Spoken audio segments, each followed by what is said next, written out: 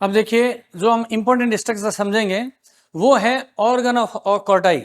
Internal ear का important part है inner ear का, जिसका नाम है ऑर्गन ऑफ कॉर्टाई बोलते हैं। ये ऑर्गन ऑफ कॉर्टाई है वो कैसे फंक्शन करता है और उसकी स्ट्रक्चर कैसी होती है उसी को भी हम समझेंगे।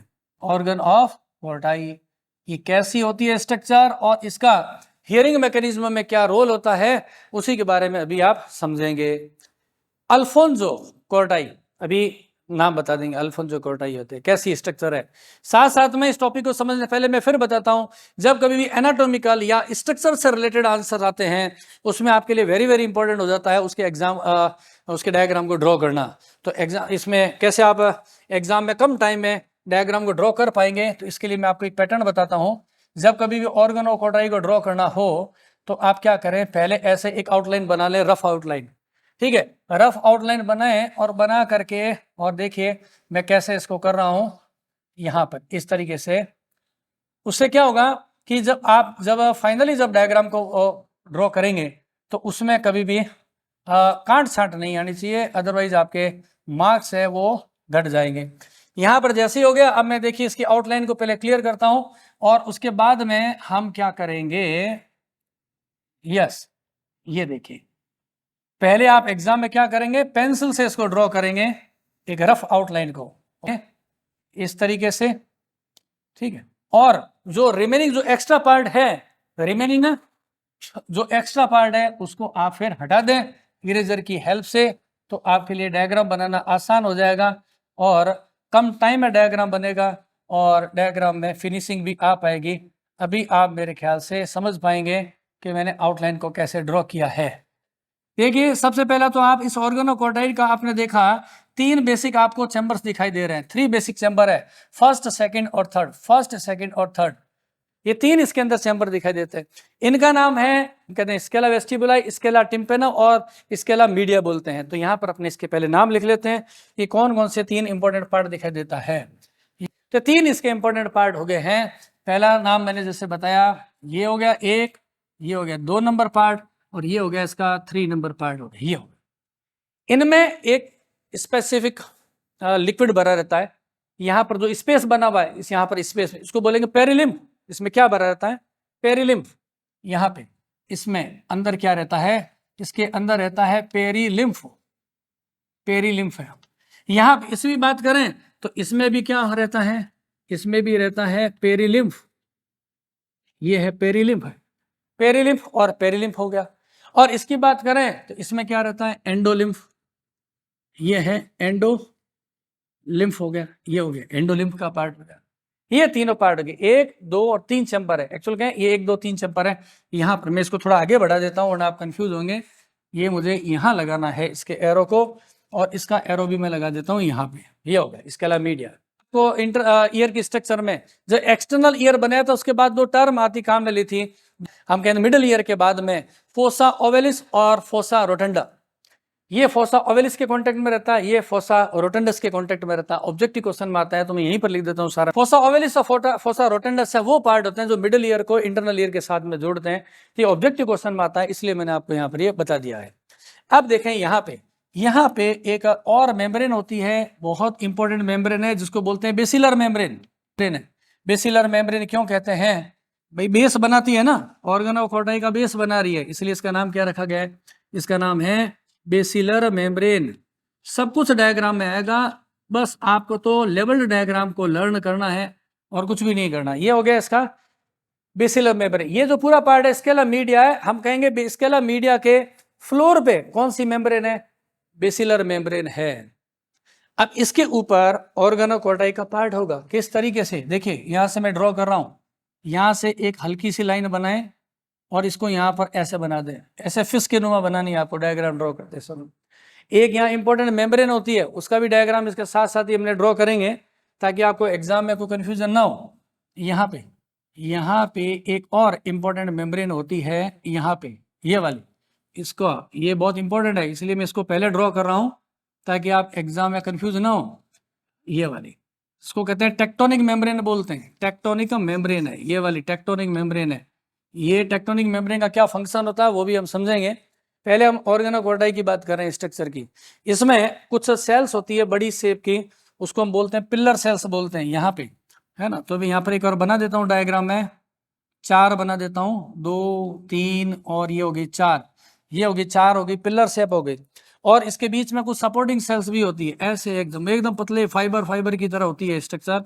इसको हम क्या बोलते हैं, सपोर्टिंग फाइबर्स बोलते हैं। ये है सपोर्टिंग फाइबर्स है।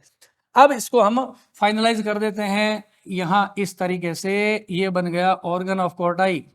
और इसकी ये जो टेल नुमा जो पार्ट होता है वो इंटरकनेक्टेड होता है किससे, ऊपर बनी हुई है टिम्पेनिक मेम्ब्रेन से। ये ऐसी एक स्ट्रक्चर आ गई है।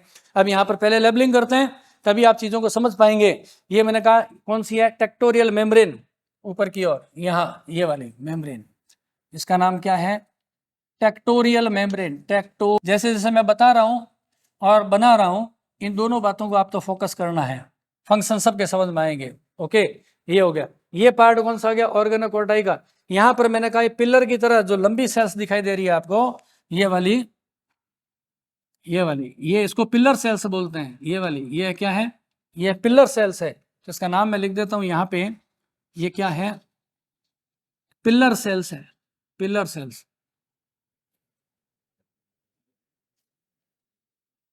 ये वाली है, लंबी वाली है ना, इसको बोलते हैं पिलर सेल्स कहते हैं। और पिलर सेल्स और ये सपोर्टिंग सेल्स, सपोर्टिंग सेल्स कितनी होती है, ये भी दो तरह की होती है, लार्ज और स्मॉल। ये है सपोर्टिंग सेल्स होती है। और सपोर्टिंग सेल्स भी कितने टाइप की होती है वो भी मैं डायग्राम में लिख देता हूँ यहाँ पर। कुछ तो होती है लंबी होती है, तो वो गए लॉन्गर फाइबर हो गए, और दूसरे कौन से होते हैं, स्मॉलर होते हैं। दो टाइप के होते हैं। टेक्टोनिक मेम्ब्रेन होती है ना, इसके साथ में एक और इंपॉर्टेंट सेल्स होती है जिसको बोलते हैं, ये क्या है, डीटर सेल्स होती है। यहाँ पे डीटर सेल्स होती है, और यहाँ पे कुछ और स्पेशल काइंड ऑफ सेल्स रहती है, 1 2 और ये 3 स्पेसिफिक फंक्शन है इन सभी का, स्पेसिफिक फंक्शन का। ये बेसिलर मेम्ब्रेन है, और ऊपर की तरह कौन सी है, रेसिनर मेम्ब्रेन है, रेसिनर मेम्ब्रेन, रीसनर्स मेम्ब्रेन, ये है रीसनर मेम्ब्रेन, ये रीजनल मेम्ब्रेन। तो हमने कहा ना 3 पार्ट होता है, कौन सा, ऊपर का हो गया स्केला वेस्टिबुलाई, स्केला टिम्पेनाई और स्केला एंडोलिम्फ है। ये स्केला जो मीडिया है, ये वाला जो कैविटी बनी है, इसके हम कहेंगे रूफ के ऊपर की तरफ से क्या है, रीजनल मेम्ब्रेन है। बेस में क्या होती है, बेसिलर मेम्ब्रेन होती है। यहाँ क्या होता है, ये वाला ऑर्गन बन गया, ये हो गया ऑर्गन कोर्टाई, और ये क्या हो गया, टेक्टोरियल मेम्ब्रेन है। तो ये इसकी बेसिक स्ट्रक्चर होती है किसकी, ऑर्गन कोर्टाई की। जब स्ट्रक्चर की बात करोगे तो आप इसको इतना ही लिखेंगे, ठीक है। अभी मैं आपको समझाता हूं साउंड मैकेनिज्म है वो कैसे क्रिएट होती है। कोटाई है, उसके ऊपर छोटे छोटे क्या होते हैं, हेयर्स होते हैं। यहाँ पर ये माइन्यूट हेयर्स है, यहाँ पे ये माइन्यूट हेयर्स है, हेयर्स, ये वाले माइन्यूट हेयर्स होते हैं जो ऑर्गेनोकोटाई से निकलते हैं।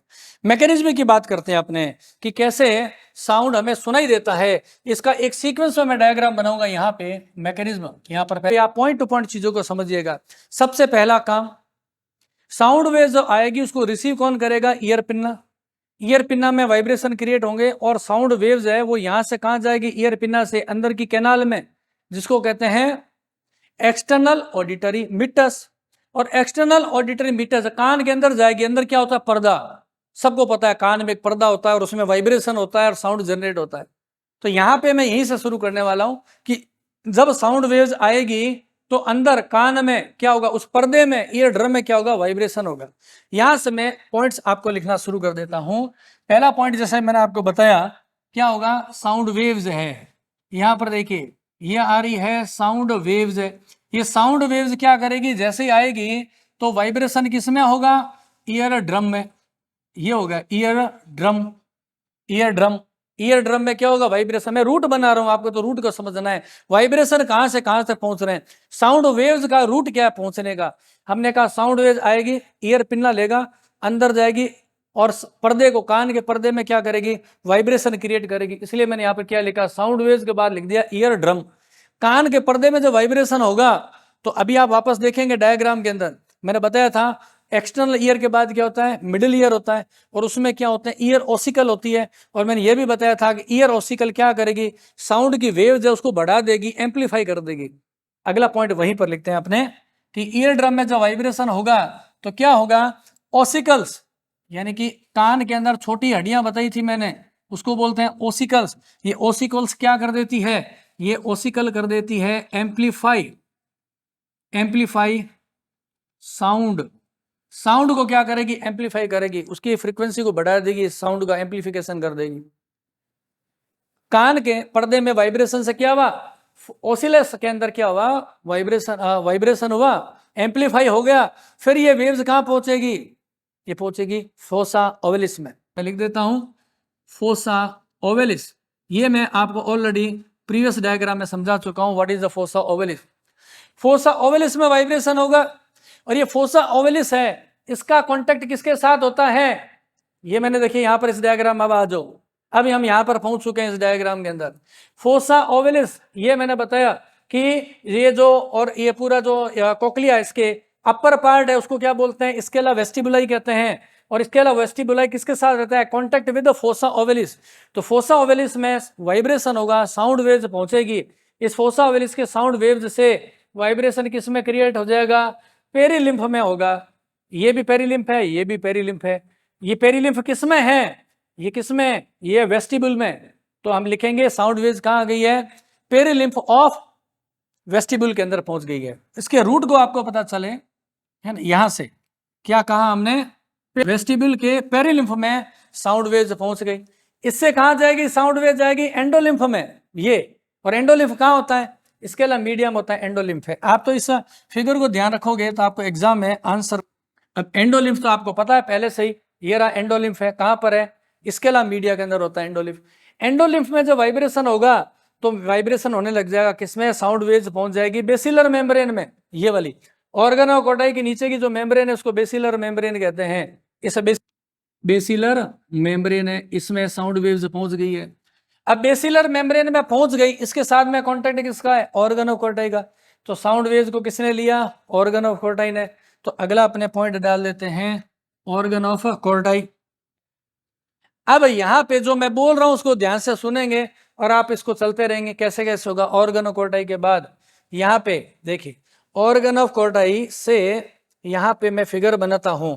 मैंने क्या कहा था, ये वाला ऑर्गन ऑफ कॉर्डाई, ऑर्गन ऑफ कॉर्डाई से साउंड वेव्स कहां पहुंचेगी, टेक्टोनिक मेम्ब्रेन में। ये देखिए यहाँ पे साउंड वेव्स कहां पहुंची, ऑर्गन ऑफ कॉर्डाई से टेक्टोनिक मेम्ब्रेन से वाया हेयर्स, ये जो हेयर्स है, छोटे छोटे हेयर्स है, इनकी हेल्प से यहाँ पहुंच जाएगी। अब वहां पर जो सीक्वेंस जो कंप्लीट हो रही है, अब आप इसको यहां से समझेंगे। यहां मैंने बता दिया आपको ऑर्गन ऑफ कॉर्डाई, ऑर्गन ऑफ कॉर्डाई, इससे साउंड वेव्स कहां पहुंचेगी, टेक्टोनिक मेम्ब्रेन में। साउंड वेव्स जब टेक्टोनिक मेम्ब्रेन में पहुंचेगी तो क्या होगा, इंपॉर्टेंट काम होने वाला है। ये टेक्टोनिक मेम्ब्रेन उन साउंड वेव्स को कन्वर्ट कर देगी इलेक्ट्रोमैग्नेटिक वेव्स में, इलेक्ट्रोमैग्नेटिक वेव्स के अंदर हो जाएगी, इंपल्स जनरेट करेगी। ये काम इंपॉर्टेंट टेक्टोनिक मेम्ब्रेन का काम होता है ना। ये क्या करेगी, टेक्टोनिक मेम्ब्रेन, मैंने कहा ना इंपॉर्टेंट काम करती है, ये काम करेगी। जो साउंड वेव्स इसके पास में आई है, साउंड वेव्स है, उसको किस में कन्वर्ट कर देगी, इलेक्ट्रिकल इंपल्स में, इलेक्ट्रिक इंपल्स में आवेग उत्पन्न हो जाएंगे। तंत्रिकाओं के आवेग जनरेट करने का काम कौन करती है, टेक्टोनिक मेम्ब्रेन। इसलिए ये टेक्टोरियल मेम्ब्रेन है, बहुत इंपॉर्टेंट होती है। ये इंपल्स बनेंगे और फिर ये इंपल्स इस टेक्टोरियल मेम्ब्रेन से कहां पहुंच जाएंगे, ब्रेन के कॉर्टेक्स के अंदर, ऑडिटरी नर्व के माध्यम से पहुंच जाएंगे, यहां से, है ना। यहां पर मैं लिख देता हूं, टेक्टोरियल मेम्ब्रेन से ये इंफॉर्मेशन कहां चली जाएगी, कान की तंत्रिका में, ऑडिटरी नर्व में, ऑडिटरी नर्व में, और ऑडिटरी नर्व इसकी इंफॉर्मेशन कहां ले जाएगी, ब्रेन के कॉर्टेक्स पार्ट के अंदर ले जाएगी, और फिर हमें सुनाई देना लग जाएगा। तो यहाँ पे मैंने देखिए एक जो फ्लो चार्ट बना है, आप इसको फोकस करेंगे तब आपको हियरिंग मैकेनिज्म के बारे में सब कुछ क्लियर हो जाएगा। हमने मैकेनिज्म में क्या लिखा, सबसे पहले साउंड वेव्स आएगी, कान के अंदर जाएगी, कान का पर्दा ईयर ड्रम में क्या होगा, create the vibration in the ear drum. Ear drum में जो वाइब्रेशन जनरेट होगा, साउंड वेव्स बनेगी, the ear ossicles present in the middle ear amplify the sound waves, उस साउंड वेव्स को बढ़ा देगी, और वहां से ये इंफॉर्मेशन कहां जाएगी, फोसा ओवेलिस में। और हमने पहले ही कहा fossa ovalis remains in contact with the Scala vestibuli. तो क्या होगा, इस पेरीलिम्फ में क्या होगा, पेरीलिम्फ के अंदर साउंड वेव्स पहुंच जाएगी। वहां से क्या होगा, बेसिलर मेम्ब्रेन, बेसिलर मेम्ब्रेन से ऑर्गन ऑफ कॉर्डाई, ऑर्गन ऑफ कॉर्डाई से कहां जाएगा, टेक्टोरियल मेम्ब्रेन में, टेक्टोरियल मेम्ब्रेन क्या करेगी, साउंड वेव्स इलेक्ट्रिक इंपल्स में कन्वर्ट करेगी और यहाँ से क्या करेगी, ऑडिटरी नर्व में इंफॉर्मेशन जाएगी और फिर ब्रेन में पहुंच जाएगी। तो यहाँ से जो मैंने आपको बताया इस रूट को आप समझेंगे तो ऑर्गन ऑफ कॉर्टाई के काम करने का तरीका, फंक्शन समझ पाएंगे और स्ट्रक्चर समझ पाएंगे। कई बार बहुत सारे एग्जाम में पूछ लेते हैं right A short note on organ of the Corti, तो ऑर्गन ऑफ कॉर्टाई है उसके बारे में जो जितना बोर्ड पे आपके बना रखा है केवल इसी को आपको लर्न करना है। तो ये जो डायग्राम बना रखा है इसको आप लर्न करेंगे तो मेरा मन आपको क्लियर हो जाएगा। इस वीडियो को जो बार बार देखो जब कंफ्यूजन होता है, और फिर से जो डायग्राम की मैं बात कर रहा हूँ इनको जितनी ज़्यादा बार बार आप ड्रॉ करेंगे तो उतनी ज़्यादा क्या होगा, आपको उसकी लेबलिंग याद हो जाएगी और मैकेनिज्म को आप आराम से समझ पाएंगे।